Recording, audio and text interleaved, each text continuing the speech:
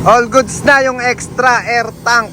Request ni Sir Paul Cristobal para pagka magto-towing sila, yung hihilahin nila pagka ayaw bumitaw yung maxi brake. Eto, meron tayong isasaksak na ano, quick release lang naman. Ban, pakita mo nga. Yan. Para bumitaw yung maxi brake. Galing naman yung supply dito sa tractor head. Quick release din dyan, pa-release na nga dyan. Tanggalin mo dyan. Yan, hindi naman sisingaw yan, gawa ng original to mga kabisyo. Original na quick release na asan yung adapter natin? Yung isang adapter. Ito. Sa kabila naman i-connect to mga kabisyo para bumitaw si Maxi kung magto-towing sila. Yung towing bar ginagawa na rin. Tow hook receiver okay na rin. Ayan, pipinturahan na lang.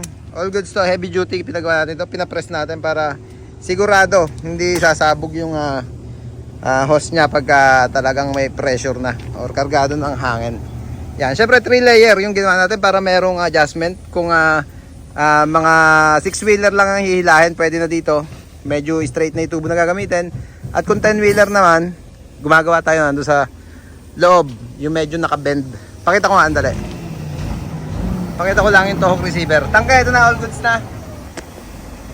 Extra tangkay mga kabisyo para dun sa hangin. Bye. Pakita ko lang yung ating ginagawang towing bar. Ayun o. Ayan yung towing bar mga kabisyo. Dulo nyan plancha para siya na i-connect doon sa pinakita kong tow hook receiver.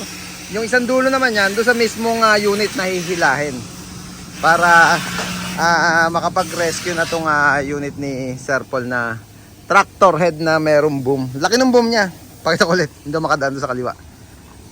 Ayan. Laki ng boom. Yeah. Grabe yan mga kabisyo. Double dito. Double yung cylinder niya ng boom. Dump hoist. At 3 section. Heavy duty to. Pang towing talaga. Naka-ready para sa towing.